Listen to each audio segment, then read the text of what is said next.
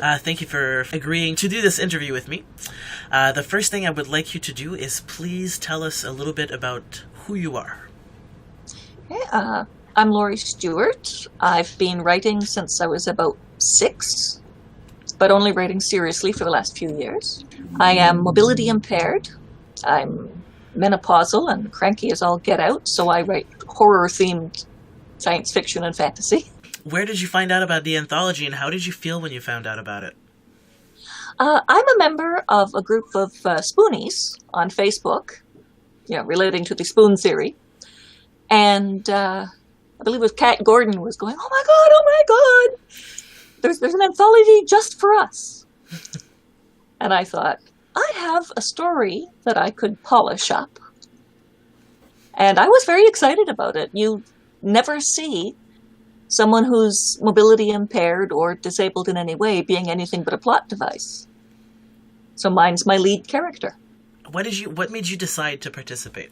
Partly political, because as our population ages, more and more and more of us are ending up as somehow disabled, whether it's mobility or arthritis so their hands don't work. And yet all we see are 20-year-old, perfectly fit, perfectly abled people that nobody can reference those. So partly it's political. It's we exist, we're here, we're still creative and brilliant and everything else. And part of it was just excited to be part of an anthology where they're bringing other Spoonie authors together to celebrate our spooniness. So would you say that representation of people with disabilities, how would you qualify it in fiction right now? Close to non-existent. But I think it's very important. Like, I'm working on a science fiction novel where the lead character is paraplegic, but because she keeps her ship at near zero gravity, it doesn't matter. I have yet to figure out an ending, so that's on the back burner. But she's very graceful as she swims through the ship.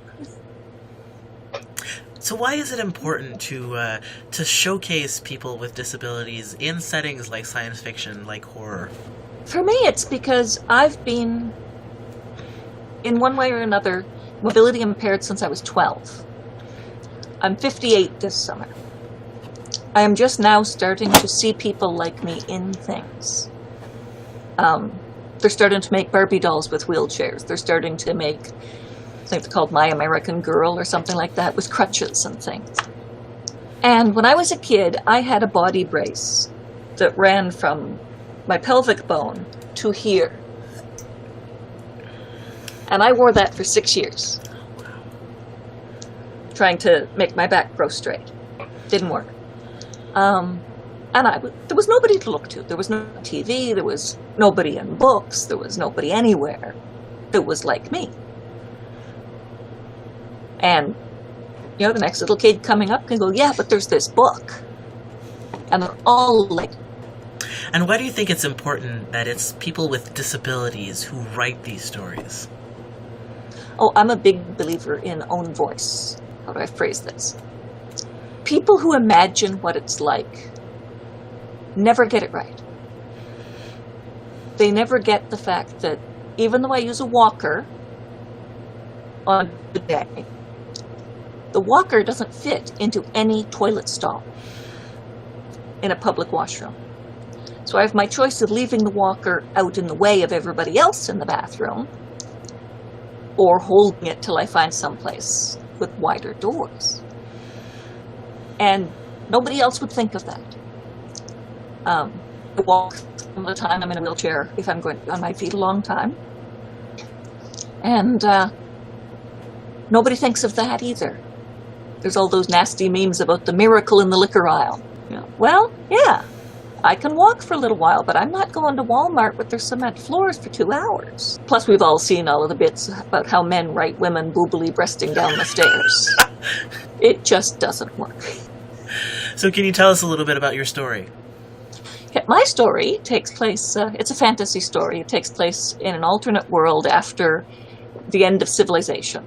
There's a nuclear war. People talk about the fire that burned the world. But this group of people were led to a valley that wasn't destroyed, and they've been living a small village life.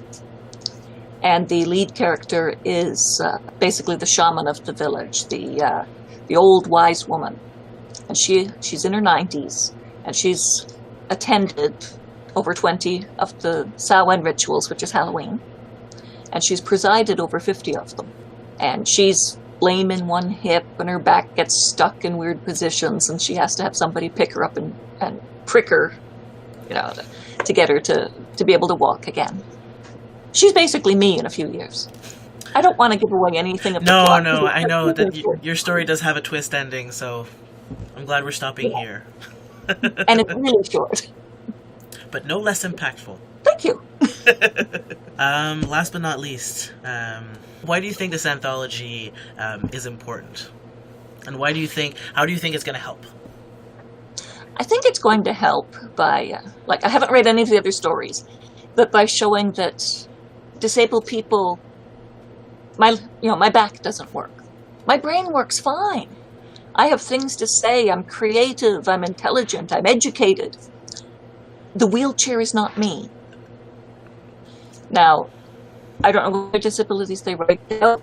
If one of them is mental illness, it's important to see that people with mental illnesses are still, intelligent, funny, productive if they want to be. They're people. And I think it'll make great strides in that because the stories are interesting. Absolutely. All right. Very last question. Where can people find you? Where can they find me? They can find me at Facebook under Laurie Stewart. I think it's writer, painter, filmmaker, because I do all of the above. Twitter is Laurie the Bard. And my website is lauriestewart-author.com. Awesome. Well, thank you.